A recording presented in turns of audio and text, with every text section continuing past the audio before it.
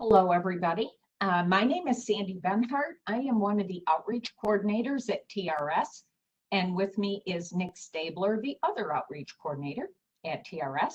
And what we are going to do is run through the benefit information meeting that is being offered fall of 2021. So this meeting lasts about an hour, maybe a little less than an hour, and it is designed to cover the basics of TRS, what benefits are available to you, and actually how you go through the process of retiring. And we do have a few questions that we'll throw out there back and forth that we usually get from people to try and clarify some things for you. So to get started, I'm going to turn it over to Nick, and I will do the second half of the presentation.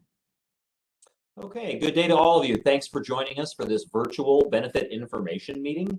As Sandy said, in the next 60 minutes or so, we were going to be presenting you with information that should help you to place yourself on the retirement timeline, to know where you stand in proximity to retirement, and to that end, to help you know what steps you will need to take between now and the time you retire. So we're going to dive in with some TRS basics. We'll talk about TRS and the benefits that we offer, and a little bit about our legal makeup, if you will.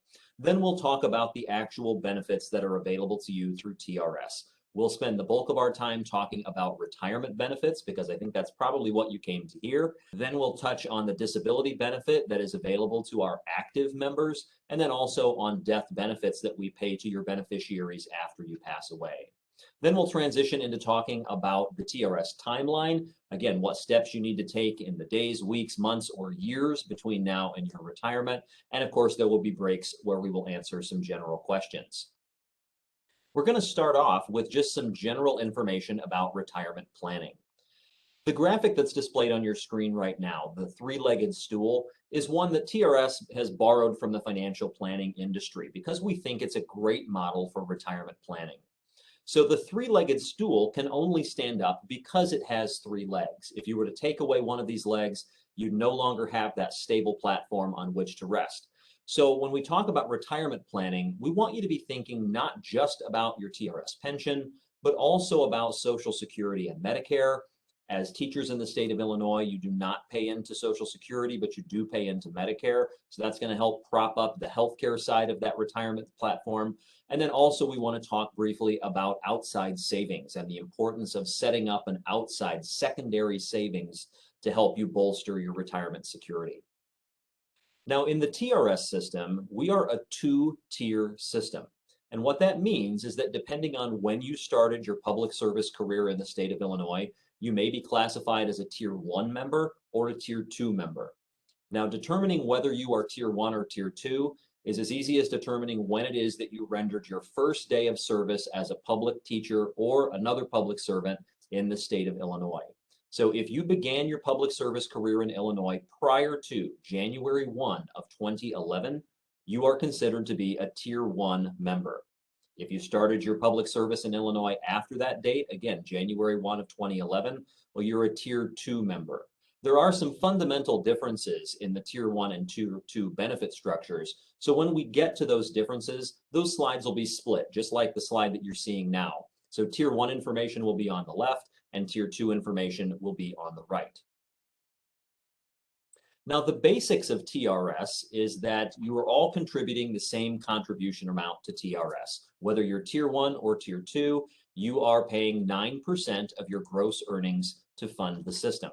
Those 9% contributions are pooled and invested, and that provides then a pool of monies or a trust fund that we use to pay your retirement benefit, disability benefits if applicable, and ultimately death benefits to your survivors after you pass. TRS is a defined benefit program, or a DB plan.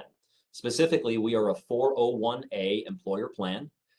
Benefits under a 401A plan are not determined by the amount you have contributed to the system. So the balance of dollars and cents that you have in your account at the date of retirement do not determine your benefit. Instead, we base your benefit on a formula that is set forth in the Illinois Pension Code. We're going to talk about that formula in the next few slides. The other defining factor in a defined benefit program is that benefits are payable for your lifetime. You will never run out of benefits. Our current oldest member is 108 and a half and has been receiving monthly benefits for longer than I have been alive. So we will continue paying that benefit even beyond the point that you have recovered all of your own contributions. Now, retirement benefits are what most of you came and tuned into to hear about today. So we want to talk first about retirement eligibility. How close are you to retirement? Well, your retirement eligibility is one of those factors that is different for Tier 1 members and Tier 2 members. So first for Tier 1, if you started your public service career in Illinois prior to January 1 of 2011, you are Tier 1. Now, from a retirement eligibility standpoint, this means that you are first qualified to receive a monthly benefit from the system as long as you have at least 5 years of service credit in our system.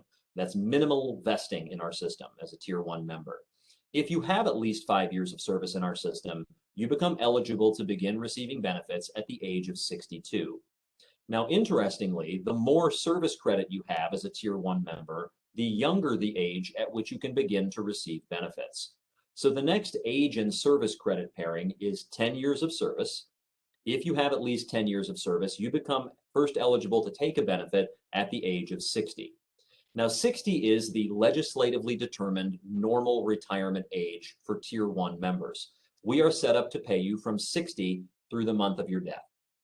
Now, if you would like to retire earlier than the age of 60, you may. You can effect an early retirement benefit at the age of 55, provided you have at least 20 years of service credit in our system. So that qualifies you to take an early retirement benefit. Well, if we're set up to pay you from 60 to death, but you begin receiving benefits at an earlier age, we're going to be paying you for a longer period of time. So the defining feature of an early retirement benefit is a reduced benefit. So we have to reduce that earned benefit by 6% for each of the years that you are under 60 in order to accommodate paying you for a longer period of time. Now, the other really important number for a Tier 1 member is 35 years of service. So if you have at least 35 years of service credit in our system, we will consider you to be a regular retirement person or regular retiree, even if you're under the age of 60. So we would not reduce your benefit by 6% per year under age 60, as long as you have at least 35 years of service. Now, on the right side of your screen, this is where we outline the retirement eligibility pairings for Tier 2 members. Now, for Tier 2 members, your minimum vesting is 10 years of service. So provided you have at least 10 years of service in our system, you would become eligible for early retirement benefits at the age of 62. Regular retirement or non-reduced benefits would be at age 67 for a Tier 2 member. So if you're retiring under the age of 67, there is that 6% reduction in your benefit for each of the years that you were under 67. Once we've determined your eligibility based on your age and your service credit, then we look at some other factors to actually determine the dollars and cents benefit that we can pay you. The basis for the retirement formula, though, is service credit. How many years of service you have in our system. We multiply that number by a multiplier, by a formula factor, and that determines what percentage of your final average salary that you would receive as a benefit. Now, in the next few slides, we're going to be talking about the different factors that are in this formula, namely those that are highlighted in different colors. We'll talk about service credit and how you can impact that number in your retirement formula. We'll talk about the formula factor, and we'll talk about your final average salary, which is another area in the formula where you have some control over increasing that number. Starting with service credit. Now, for most people, service credit is the number of years that you have been working. Now, a year of service credit is defined by the number of days that you work in a school year, and the legal standard for a year of service credit is 170 days. As long as you are working at least 170 days within a school year, you are given 1 full year of service credit. Even if your contract dictates that you must work 180 or 185 days to fulfill that contract, TRS is granting you that year of service credit on your 170th day of teaching. Now, full-time, part-time, and substitute teaching all count toward those 170 days. So if you're working as a part-time or substitute teacher, even if you're only working a portion of every day, as long as you were paid on 170 days in that school year, you'll get your full year of service credit. We'll prorate that actual service credit based on the number of days worked if you have fewer than 170 days of service. There's a chart on your screen showing that if you work 94 days, perhaps as a sub, or if you come into the school year halfway through and you're only getting a portion of the school year worked, then we'll still take the actual number of days worked, divide by 170, and grant you that amount of service credit. Only 1 year of service credit can be earned each school year. If you're an administrator or if you have a contract that's say 220 or 260 days, you're still only able to get 1 year of service credit, and that's always granted on your 170th day of work. The legal school year starts July 1 and runs through June 30. So on July 1 of each year, the clock resets and you begin accruing service credit in a new school year. Now, there's more than one way to accrue service credit. Most people at the point that they leave a job or retire have some unused sick leave days. TRS will convert your unused sick leave days to additional service credit. We'll use that same 170-day standard to convert your unused sick leave days to active service credit towards your retirement record. The maximum number of days that you can use is 340, which is 2 times the 170. So you can actually get 2 full years of service credit for unused sick leave days if you have that many. Every sick leave day counts towards service credit, though, up to that 340-day maximum. So again, the chart on your screen shows how we would calculate service credit for certain numbers of unused sick leave days. Every sick leave day, even if you don't have the full 170, is going to count toward a partial year. If you have more than 170 but less than 340, you're going to get a year plus. 340 again would get you the maximum, but there's no service credit granted for days over 340. Another way that you can increase the service credit figure in your retirement calculation is through the purchase of optional service credit. And there's a number of different types of optional service credit that you can purchase. We'll start with out-of-system teaching. This is service that occurred as a public school teacher in another state or in a U.S. territory, or sometimes for the Department of Defense schools if you were working as a teacher overseas. You can purchase pregnancy or adoption credit for leaves that occurred before 1983. If you had a leave of absence that occurred after 1983, that's just considered a regular leave of absence. So if your district held your job for you and the board actually granted you a leave of absence, you can buy up those missing bits of time as leave of absence credit up to a maximum of 3 years. If you were ever RIF'd or lost your job due to a reduction in force, you can purchase what we call involuntary layoff time. That kind of falls into that same 3-year maximum that you can take as optional service for leave of absence. But if you have a year that you were RIF'd when they eliminated your job, but then they were able to hire you back later on, if you're missing time because of that RIF, you can purchase that as RIF time. Prior to 1990, substitute, homebound, and part-time teachers did not work in a TRS covered capacity. They were not considered TRS eligible. After July 1 of 90, those positions have been paying into TRS just like full-time and part-time teachers who had a contract. So if you have sub-time, part-time work, or homebound teaching that occurred prior to July 1 of 90, that is also time that is eligible for purchase as optional service. You can buy up to 2 years of military credit if you have that time available. We will ask you for a copy of your DD 214 discharge papers to calculate the amount of active service credit that you have, and you can buy up to 2 years of military time. Additionally, if you've ever taken a refund of monies from your TRS account that has canceled service credit, which means that you no longer have those years that you had refunded as part of your service record. If you want to repay that refund, you may do so to reinstate those previously refunded years. Now, just recently, a law passed that allows you to purchase up to 2 years of private school credit. As long as you were working in an accredited private school here in the state of Illinois, you have the option of purchasing up to 2 years of private school time for that type of service. Each one of these types of optional service credit involves a verification. Most of them involve a form. So if you need to get a form to verify a particular type of optional service, just call the TRS office and we're happy to mail that right out to you. Another type of service credit that's not really optional service credit because it occurred here in the state of Illinois is reciprocal service credit.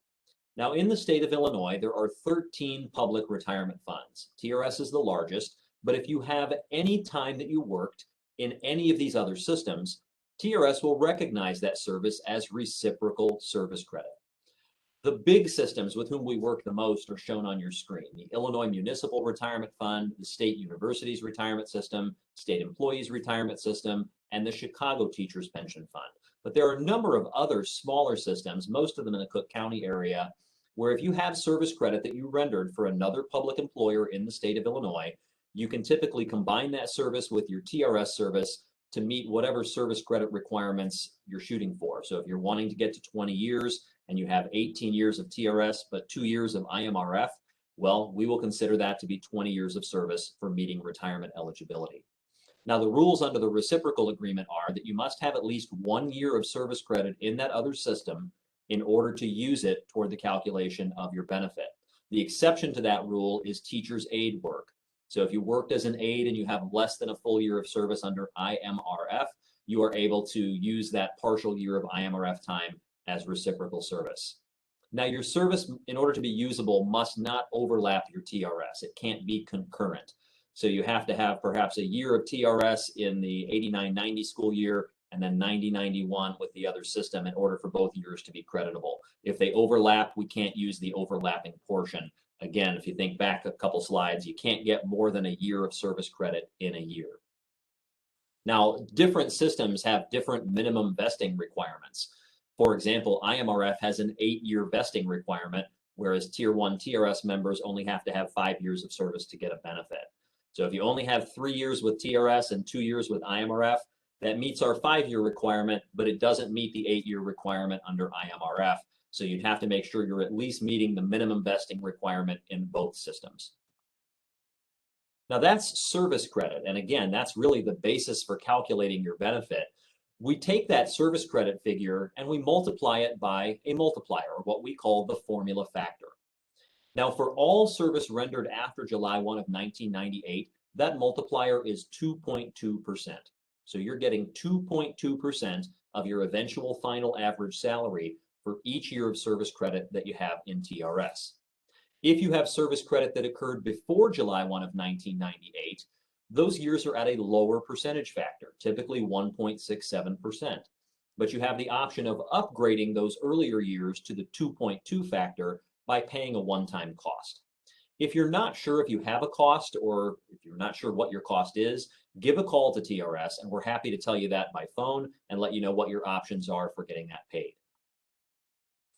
Now, the other big factor in determining your retirement benefit is your final average salary. You'll notice that this is another one of those split slides. So there is a different definition of final average salary for a Tier 1 member than a Tier 2 member. Now, for a Tier 1 member, we will take the average of your highest 4 consecutive salaries out of your last 10 years of service. So if you are receiving a raise every year and you remain full-time, that'll typically be your last 4. But the legal definition is the highest 4 consecutive out of your last 10 years of service.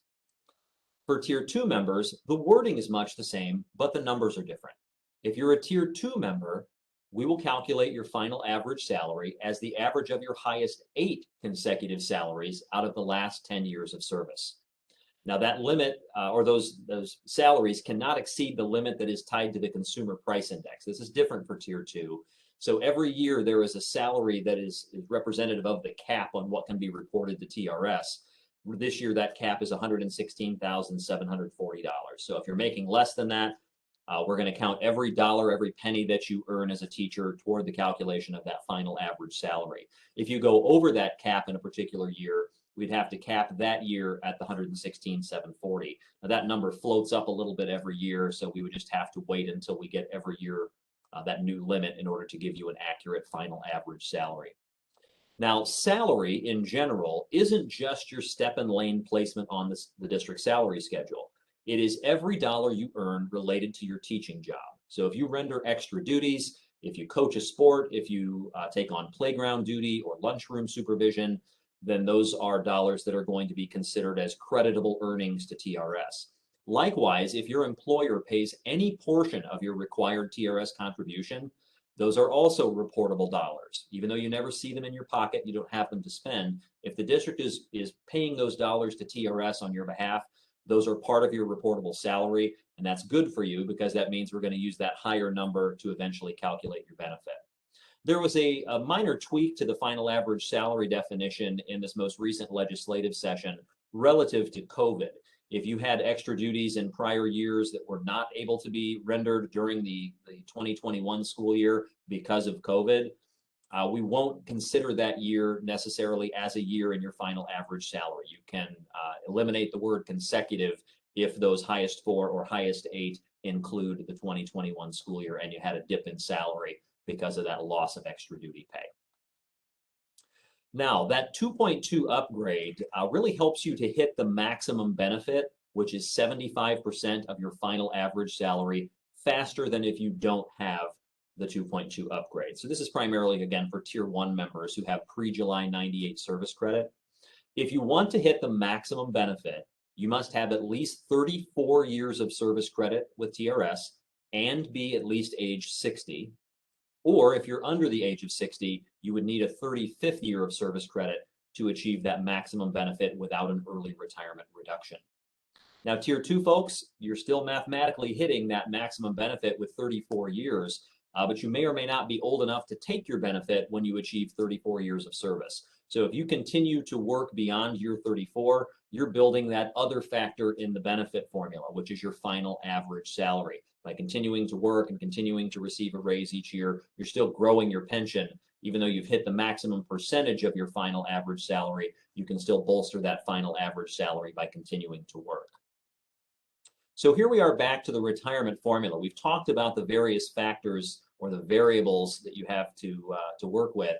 We want to apply this formula to some working examples, just to kind of give you an estimate of exactly what an individual would receive using this formula.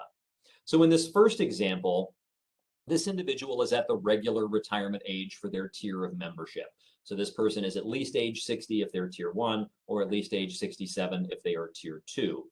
They have 30 years of service credit, and all of their pre-98 service has been upgraded to the 2.2 benefit formula if they're Tier 1. So we have 30 years of service that we would multiply by 2.2%. That first half of the formula tells us that this person would get 66% of their final average salary.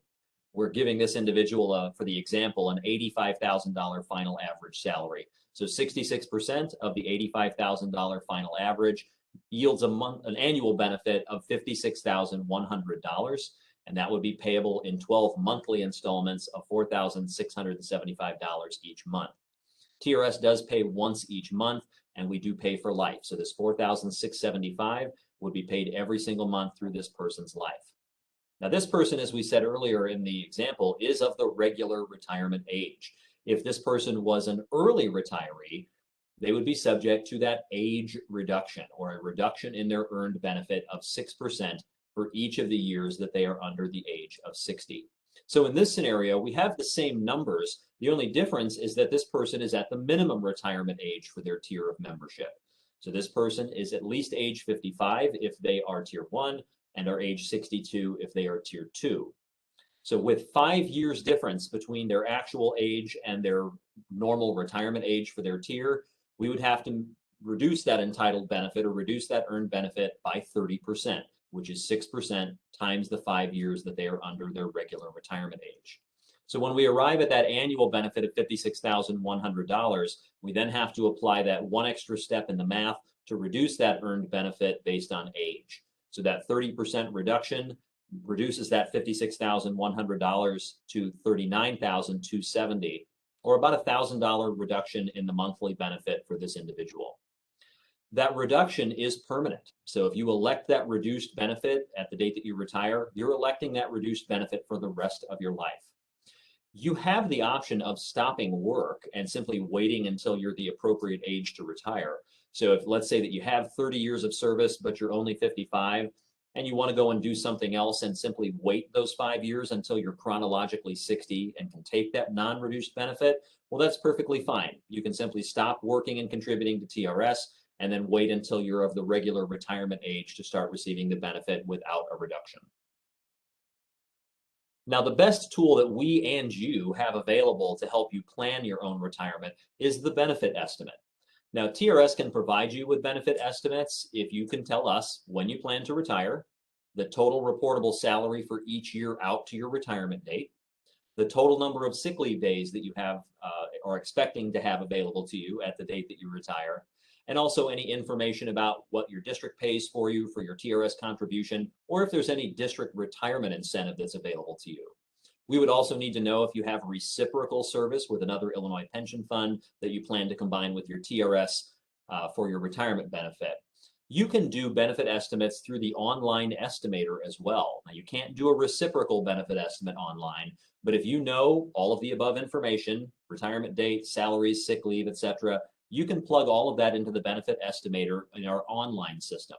So if you go to your online TRS account through our website, trsil.org, you can click on benefit estimator and it'll ask you step by step for all of those pieces of data that you can just plug in, and it'll generate an estimate result. Now, the nice thing about those online estimates is that when you do an online estimate, we can see it as well. So if you are sleepless thinking about retirement and you do a 2 a.m. estimate, you can call us at 8:30 the next morning and we can see that same estimate and answer your questions in real time. Sandy, that brings us to the end of the first section. So do we have any questions that you would like to have answered about section 1? There are a couple questions here.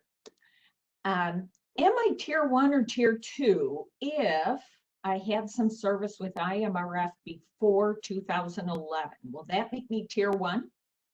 Well, the good news is yes. If you have any service with any public retirement fund in the state of Illinois that was registered before January 1 of 2011, then you are considered to be a tier 1 member with every system.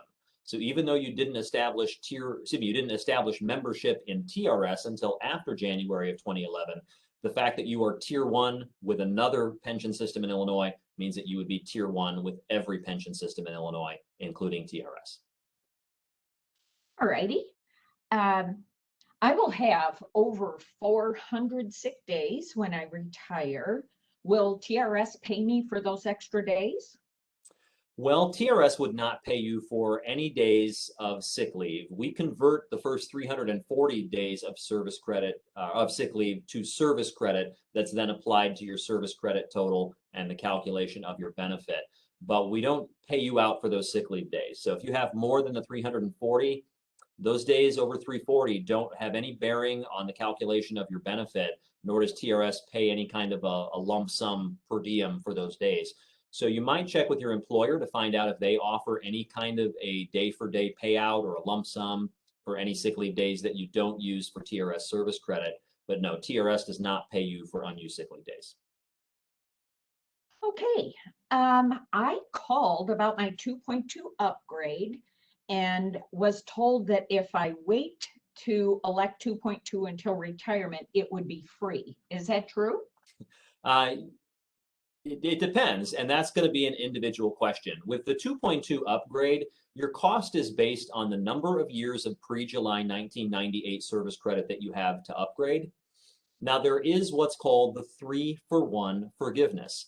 Now, the 3-for-1 forgiveness is a part of that legislative language of the 2.2 upgrade that says that for every 3 years that you work after 1998, one of those pre-98 years would be upgraded for you at no cost.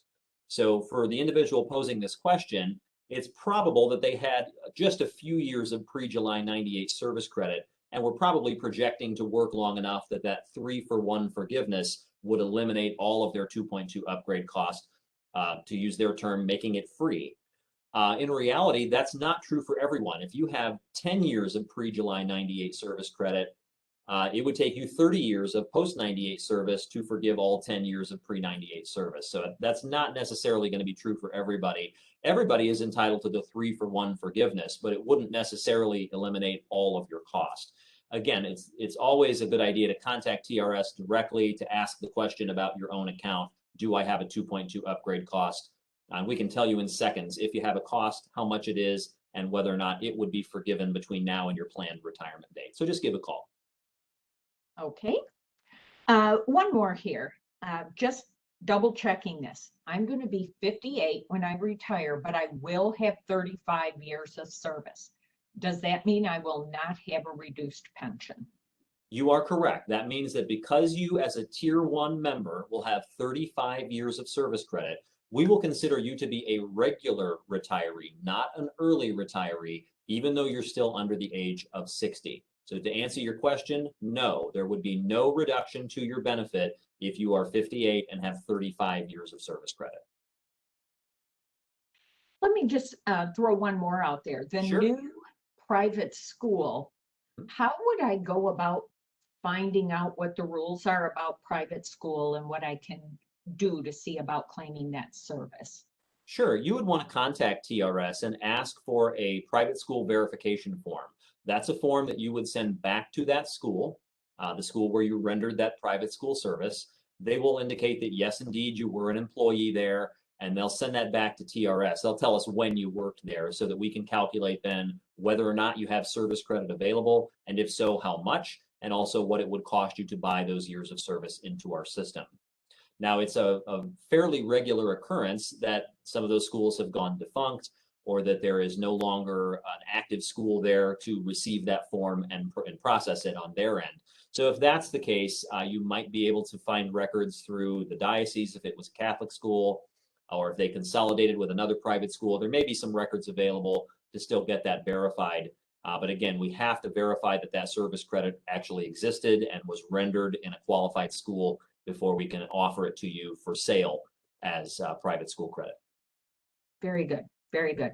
Okay, Nick, I think that'll do it for the first half then. Wonderful. Well, Sandy, let's go ahead and swap roles here. I will go ahead and take on the role of host, and I'll pause here for a second while we make that transition.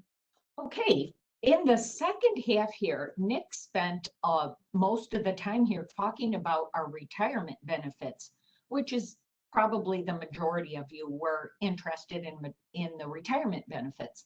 But TRS also offers both disability and death benefits. I'd like to spend just a minute on disability benefits here because a lot of people don't even realize it's out there. TRS offers temporary disability to injured and ill active members if they have at least 3 years of non-concurrent service with one of the systems that's listed here. There are a couple requirements. We would need 2 state licensed physicians to certify that you're unable to work, and those need to be within 90 days of the last day worked. And also, you would need to use up all of your sick days from your current district in order to go on temporary disability with TRS. But it's important to know that this benefit could be out there if needed. The amount of money that you would get, the actual benefit, would be 40% of your contract rate or your salary rate on a monthly basis. And one nice feature of this is that you would continue to earn service credit with TRS while you're on disability. So if you were on temporary disability for a full year, at the end of that year, you would have gotten only 40% of your pay, but you would have received a full year of service credit. The important thing to take away from this is first, that it could be available to you. And secondly, that if you find yourself running through your sick days with your current district, give us a call and let us help you understand what the paperwork and the process would be. The other big benefit that TRS offers is death benefits. So Nick referred a few times to that 9% that gets paid into TRS, and it goes into 2 buckets. 8% of it goes to pay your own retirement, and 1% goes to pay survivor benefits. Survivor benefits can be designated in a couple different ways, and we are going to see a new form here. So those of you that have filled out the beneficiary designation in the past, this form is brand new and it will look different. So the top part of this information, if you were to print one from your TRS account or if we mail one to you, section 1 with your personal information will already be completed. Section 2, asking for marital status. If you are married, we'll ask you to put your spouse's name in there, and that will be the top portion of this form. One way to complete your beneficiary designation is to simply check the box that says automatic designation. So shown here, it is section 3. What happens here is that you do not list the names specifically of your beneficiaries. You check that box And it's very often used by people that are married and have minor children. So their beneficiaries could be in the process where some are dependent, and then as your children age, they're no longer dependent. So this eliminates the need to keep changing the form. What would happen is if you passed away with an automatic designation, we would be notified and we would look to see who is dependent at that time and offer benefits to the people that are dependent or a lump sum to people that are not dependent. So in this section, you would just pick automatic designation and not list names. But another way to do this is to list the specific names. So for survivor benefits, there are two different payout percentages. For tier 1, a dependent could receive 50% of your monthly benefit. If a spouse or an adult disabled child, it would be for life. And if you had minor children, it would be either until they're 18 or until the age of 22 if they're a full-time unmarried college student. For tier 2, that amount would be 66 2/3 of your monthly benefit to a dependent beneficiary. Always there is an option rather than a monthly benefit to pay a lump sum to any beneficiary.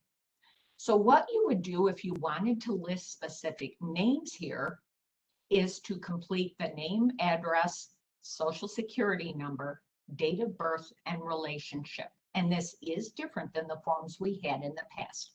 The reason this has been updated is because we've had such a difficult time in many cases finding the people that you want your benefits to go to. So we are asking for more information for the beneficiaries so that we can find them when needed.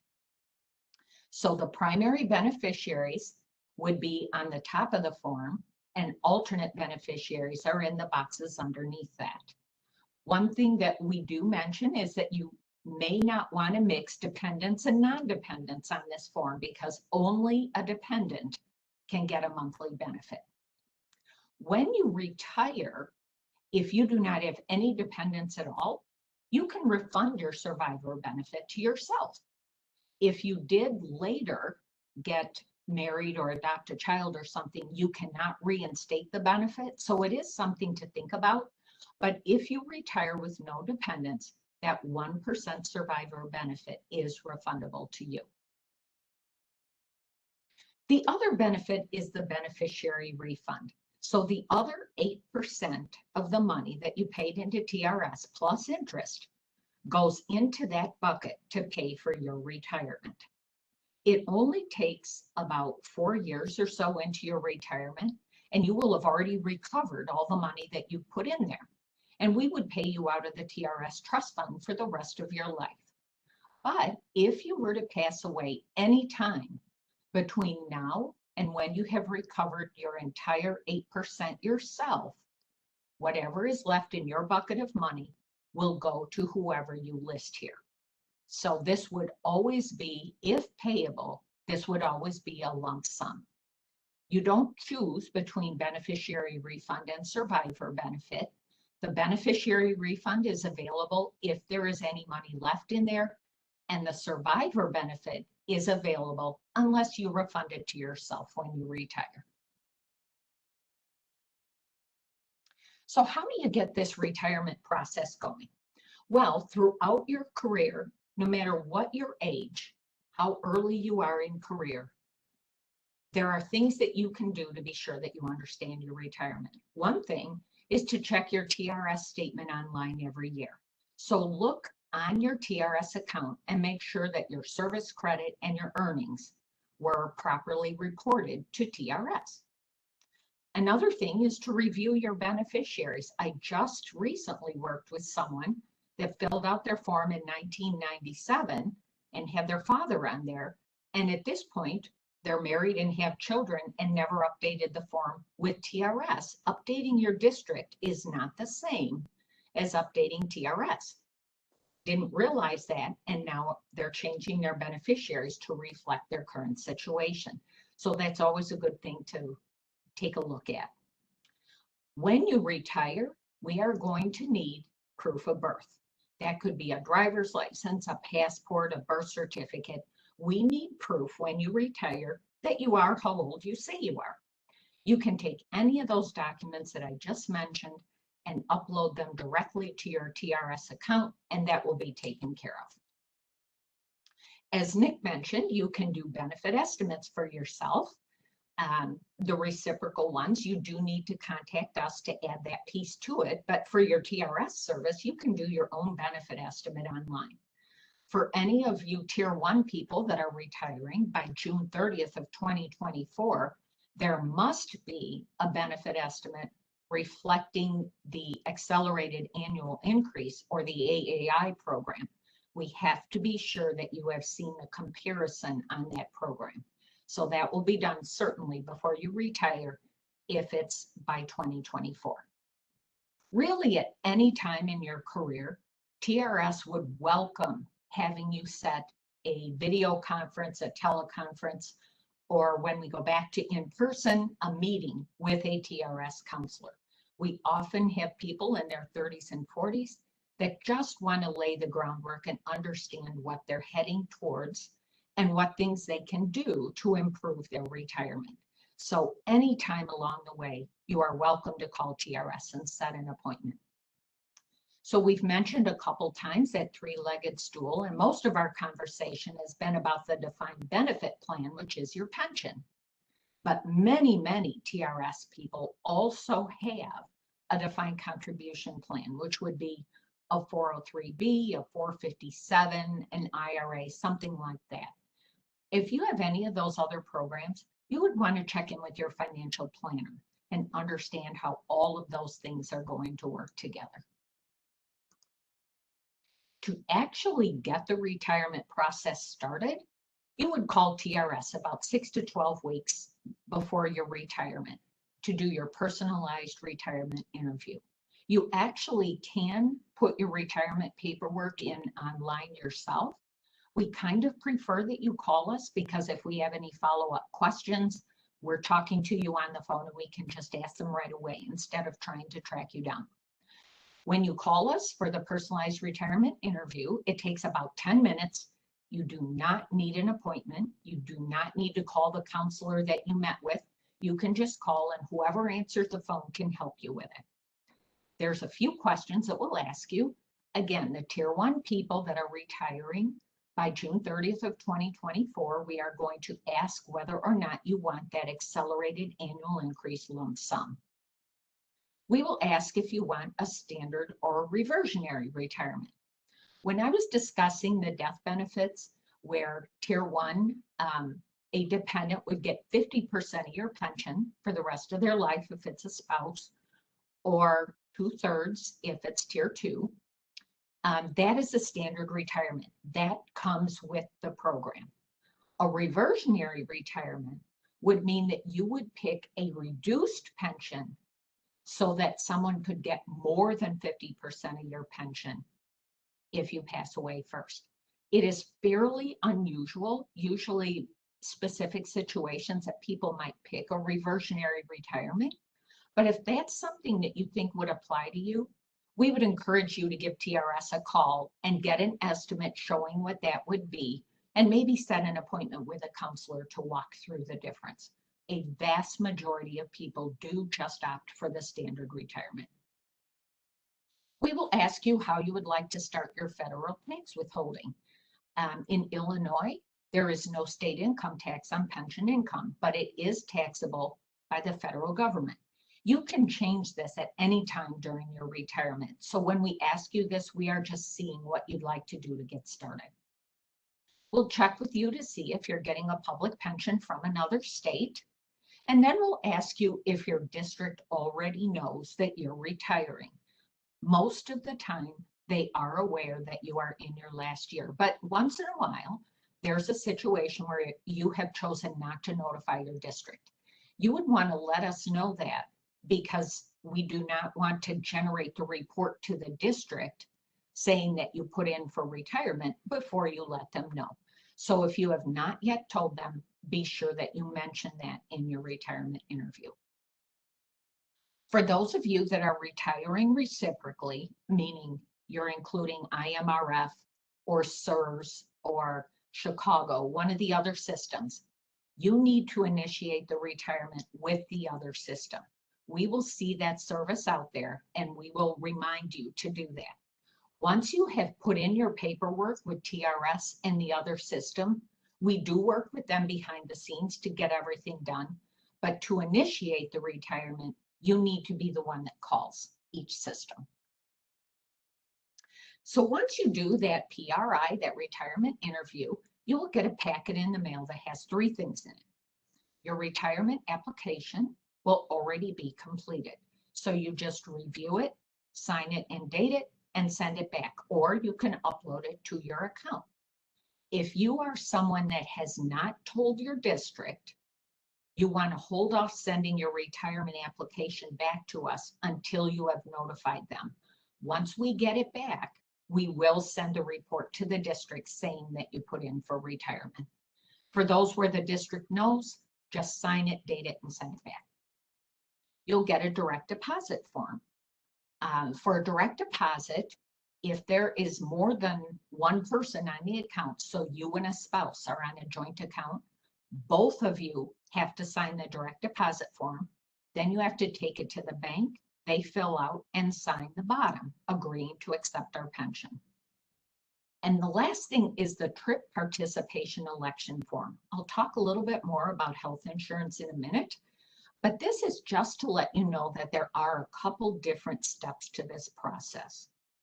If you plan to begin trip insurance, your health insurance, upon your retirement, you need to send the trip participation election form back to us within 60 days of your retirement. It's a pretty simple form. Your retirement date will be pre-filled on there. You will let us know when your district insurance ends and when you want the TRS insurance to begin, and sign it and send it back. Later, that will allow us to set you up in a couple different systems.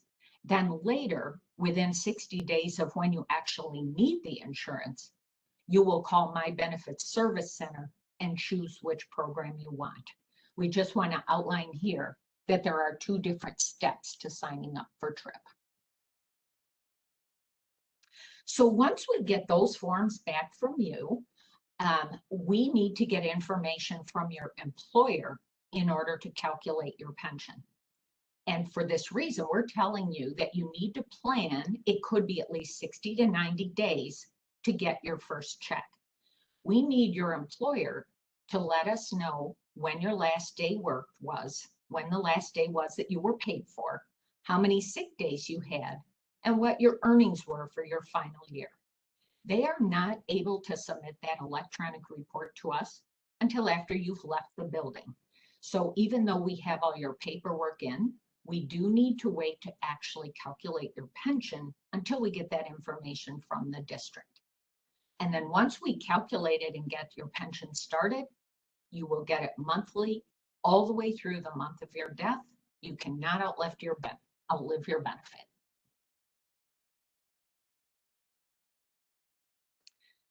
I've mentioned a couple times the accelerated annual increase. So this is a program for Tier 1 members that are retiring before June 30th of 2024.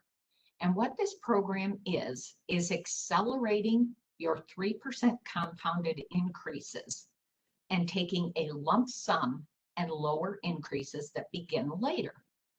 If you have decided and told us on your PRI that you were not interested in that lump sum and you just wanted to take the 3% increases, then once we get the information from your district, we can go ahead and start processing your claim. If you are somebody that was interested, what will happen is we'll get the information from your district to calculate your retirement. We will send you a form that's called an AAI election form, and that will have the to the penny amount of money that that lump sum would be, and what your monthly pension would be, and when your raises would begin. And that is your final option to say, yes, I do want the lump sum, or I changed my mind, I decided I wanted to stick with the 3% increases. You would complete that form, sign it, date it, and send it back to us. Once we receive it, it is a final decision, and then we will proceed to finish up your retirement claim. Regardless, yes or no on AAI, once we have all the information, we will send you what's called a notification of first payment letter. That means we've got everything done and we are ready to let you know when your first check will go in the bank, and it will be retroactive to your retirement date. So even if you're getting paid through the summer, that's fine. That's money that you already earned. Your retirement begins the day after the last day you're paid for. So that first check will be retroactive. On this letter, it will show the service credit that we are using, how many years you have with TRS. We'll show the final average salary that we're using, that retroactive payment, and then your monthly payment going forward. It is very important for you to review that notification of first payment letter and be sure everything is on there correct before we get your first payment in the bank. If you see anything that doesn't look right, we would encourage you to call us right away. So once you're retired, you actually do get raises. So the standard raises are annual increases. They are effective January 1st, but you'll see it on your February 1st check. You get paid once a month for the month prior. So the February 1st check is going to be for January. If you're tier 1 and you have been retired at least 1 year and you're at least 61 years old, you'll get your first raise the next January 1st after both of those are through, and it will be retroactive to your retirement date. For tier 2, the raise is half CPI with a 3% cap, and you need to be at least 67 to get your first raise. And again, it'll be January 1st reflected on that February 1st benefit payment. For those tier 1 members that chose the accelerated annual increase option, your first raise, you'll still have to be retired at least 1 year, and then it would be January 1st after you turn 67, and it would be 1.5% not compounded. So at any of the programs, you will receive increases throughout your life. Sometimes people are surprised that after they get their retirement started, they get notice of some refunds that are available. Nick described how the 2.2 upgrade could work, where you would maybe pay it and then proceed to earn out with a 3-for-1 forgiveness. You may earn out some of that 2.2, and in essence, it will be that you overpaid 2.2 because you earned some out. If that is the case, after we have calculated your pension and gotten it started, we will send you paperwork to let you know that there was an overpayment, and you will get that money back with interest. For those of you that have not yet collected the early retirement option program, we will push that out again upon retirement. ERO is a program that the state ended in 2016. So we are refunding any money that you paid into that program. And that program does not collect interest. It's the same amount that it was in 2016. So we will push that out to you as well. And then again, for those of you that have no dependents, we will offer the 1% survivor benefit refund.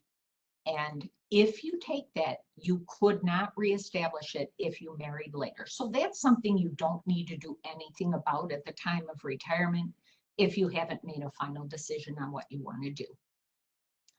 If your refund on any of these is over $200, then it is eligible for a rollover. Under $200, it would just be a check. But if it's over $200, you could either take it in a check minus 20% for federal taxes, or you could roll it over to another qualified plan. If you do decide on a check, it's always going to be a paper check, and it will be mailed from the comptroller's office. So of course, once you're retired, your district is going to be interested in knowing when you're willing to come back and sub. So there are a few rules about this.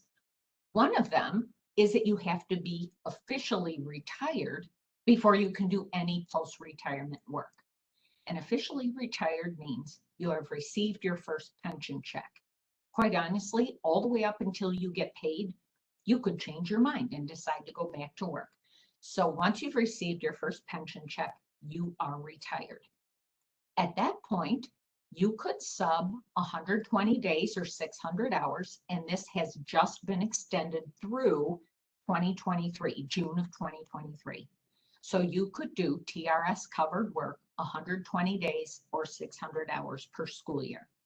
You do need to wait until at least July 1st, which is usually very shortly after you just retired, but you do need to be into the next year.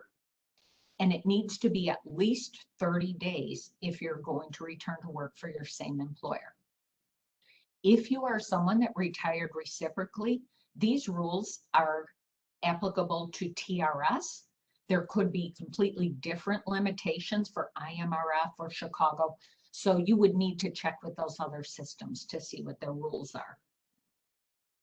There is no limit on what you would do in a non-TRS position for Tier 1 retirees.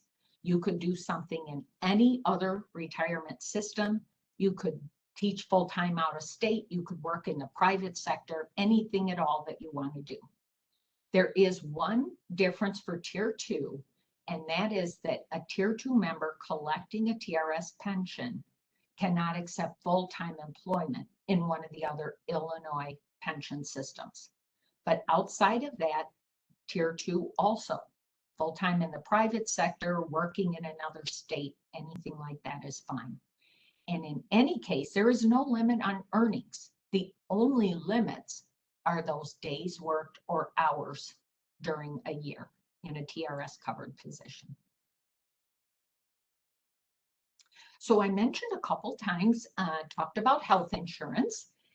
In order to be able to get health insurance through TRS, this is the TRIP program, Teachers Retirement Insurance Program. You need to have at least 8 years of service credit specifically with TRS. So this cannot be 5 years with TRS and 3 years with IMRF. It has to be 8 years with TRS, and you do have to be retired. So Nick did mention, what if you wanted to stop working at the age of 57 and wait to collect your pension until 60? Or Tier 2, you wanted to stop at 60 and wait to collect until 67. In order to be on TRIP, you have to be collecting a retirement benefit from TRS, because we will take the TRIP premium out of your retirement benefit. That's how it's paid. The insurance carriers available to you are based on your county of residence, and those are all outlined on the back of the TRIP and the trail brochure, so you can see which programs are available to you depending on where you live. TRIP insurance will work as your primary health and prescription drug coverage until you are 65, which is when you can go on Medicare. So TRIP will be your pre-Medicare medical coverage.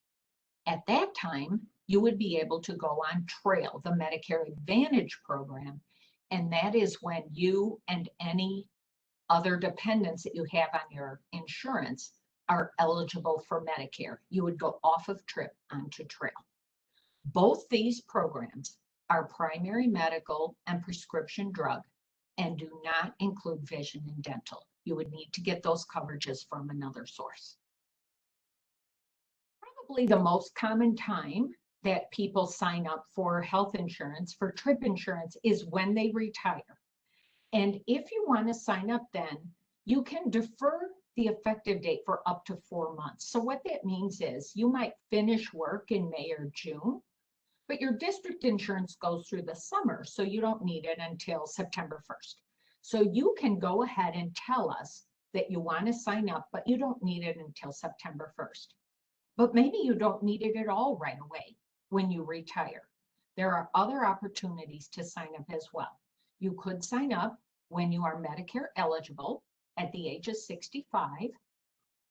You could sign up when other coverage terminates. So maybe you are married and your spouse is still working, so you can hop on their health insurance and then they retire. And at that time, you could start TRIP. Both of you could start at that time. And then you always have an opportunity to sign up during open enrollment. That is the month of May, with benefits beginning July 1st. So the note here that says that this is also available to your dependents, what this means is that you could go ahead and sign up for a trip when you retire, but your spouse is still working and they have their own insurance, so they don't need it right away. So we have just you, and then when your spouse retires, they can use the termination of their coverage in order to come on trip. But as you will see, the putting dependents on there, they are not subsidized. So your rates will be subsidized, but your spouse and your other dependents are not. Outside of deciding whether or not your pension is enough to comfortably live on, and when you've met all your requirements to retire, the cost of health insurance is probably the biggest factor that determines when people are going to retire. If you are not yet Medicare eligible, you're going to be in this not Medicare primary 26 to 64 category. And you see there is benefit recipient and dependent beneficiary. So for a managed care program for a TRS member, you'll see that this premium is just about $300 a month. If you are covering a spouse, it would be an additional $1,200 a month for that HMO. And if you have dependent children on there, each of them would be another $386 a month. For the PPO, your cost, $700 a month, a spouse is $1,400 a month, and each child would be $500 a month in addition to that. So adding up these costs could be a primary reason why people decide to work a little longer and get closer to Medicare age. If you live out of state where managed care is not available, this TCHP shown here, that is the PPO, and that is available countrywide. So if you have that coverage, it doesn't matter where you live in the US, you can have the PPO. If you live outside of Illinois, that limits your opportunity to get an HMO because they wouldn't have doctors in another state. So for you, you could get the PPO for half price, $350 a month. But if you have dependents, a spouse or a dependent child, they are still going to pay the full amount. Then once you get to Medicare, you and anybody on your program, your spouse, once you're both on Medicare, then you can go to the TRAIL program. In this case, you see the PPO is $42.48 a month for you and $127.45 a month for a spouse. The way the TRAIL program works, this Medicare Advantage, would be that you would get Medicare Parts A and B. A is hospitalization and is free, usually. And Medicare Part B, everybody pays for. And that goes to Medicare, the federal program. That does not go to TRS. So you get Medicare A and B. Those two together cover about 80%. And the Medicare Advantage program is designed to cover the other 20%. It kind of overlays. So you would have these costs of either one of the HMOs, depending on where you live, or the PPO, in addition to paying Medicare Part B to Medicare. And speaking of Social Security and Medicare, for Social Security, and Nick mentioned this, Illinois teachers do not pay into Social Security as part of TRS covered employment. But you may have earned Social Security from other jobs. So your TRS benefit is not going to be affected by any other money you get. If you're supposed to get $4,000 a month from TRS, you get $4,000 a month. Social Security could be affected by other earnings due to the windfall elimination provision or the government pension offset. You would need to contact Social Security to determine what that offset would be, so you could take your TRS benefit to them and review that with them. But TRS will not be affected by Social Security. And then, of course, Medicare. That is your primary health insurance beginning at the age of 65. Most vast majority of TRS members at this point are paying into Medicare. But for some reason, if you're not sure, you would be looking for the FICA deduction on your paycheck. That means that you are paying into Medicare. Or certainly you could call them or set yourself up an account and make sure that you're signed up for, are paying into Medicare so that you can get that when you're 65. So the last leg of that stool, we spent a lot of time on the defined benefit, briefly talked about the two federal programs, Social Security and Medicare, and then we are to the defined contribution plan. And for TRS members, this is entirely voluntary. You do have to pay the 9% to TRS for your pension, but this could be in addition to that to add to your retirement. A couple of years ago, the state mandated that TRS had to offer some type of supplemental savings plan. We are projecting availability of this for January or early in 2022, and it's going to be a 457B plan. Voya will be the third-party administrator, so we will be working with them to offer this to you. One of the nice features of the 457 is that it can be used in conjunction with a 403B that you already may have going with your school district. There are maximum contributions for each plan. Currently, that stands at $19,500 per plan. So you could put that in both the 403B and the 457 if you wanted to do that. Contributions would be taken from your check, either pre-tax or post-tax, depending on what type of a program you pick. The list of investments available is in the appendix of the presentation, and those investment options are selected by TRS. We are in the process right now of setting up a new system that will allow you to monitor the performance of your plans on a monthly basis. That's a key thing that we've worked on in order to be able to offer this. And this would be in addition to your TRS pension. In no way does this replace your pension. It would be in addition to. So here's our ad for the Time to Retire webinars. The information that Nick and I have talked about here is fairly broad for people that may be quite a few years for retirement. But once you get to your year of retirement, 2022 is going to be your year. You need more specifics on health insurance. You need to double check when you have to send your paperwork in and what questions we're going to ask you.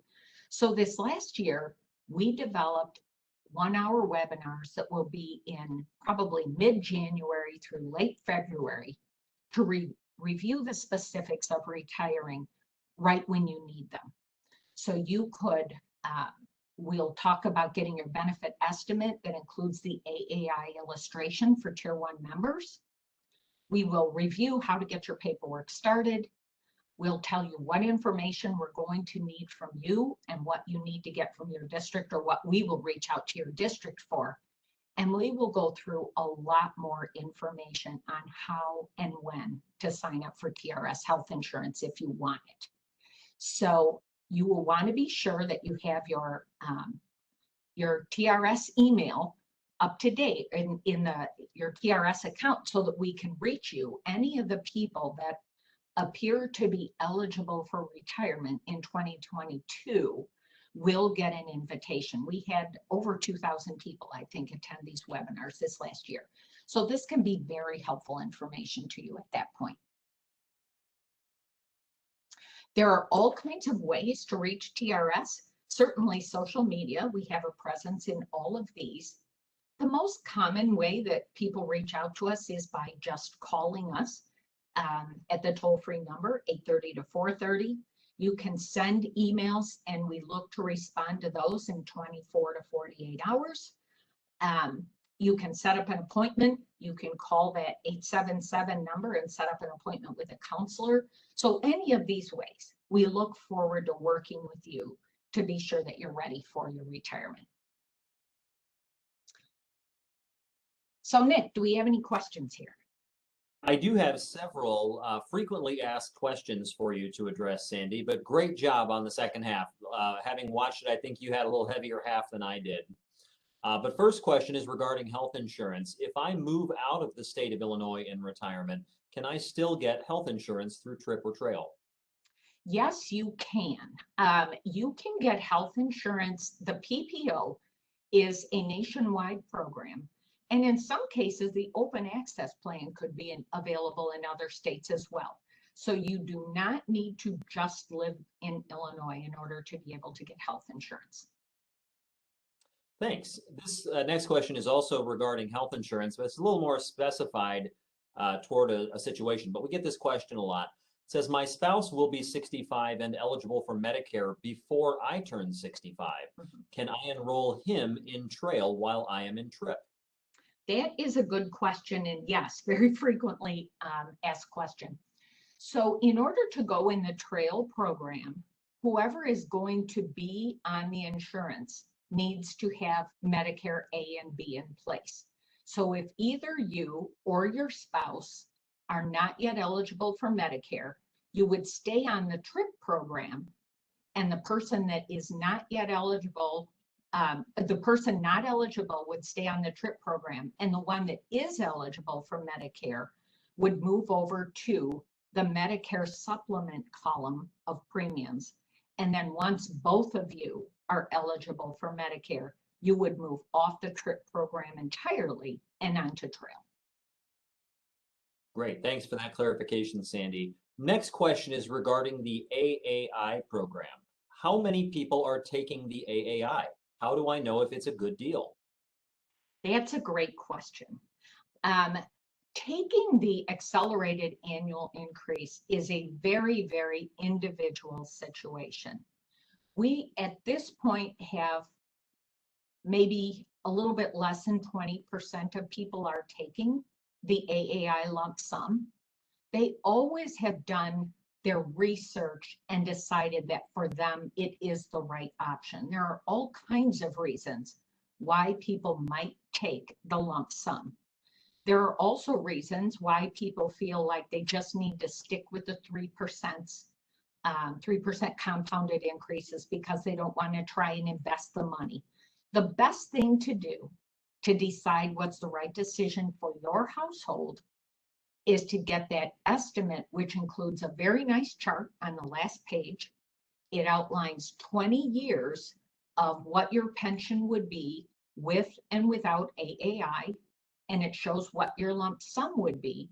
You could take that along with a brochure we have that outlines the program to a financial advisor and work out what is the right decision for you. Thanks, Sandy. The last question I have is, again, commonly asked, and it's regarding the TRS Social Security relationship. And it is, I heard that I can't get Social Security because I'm a teacher. Is that true?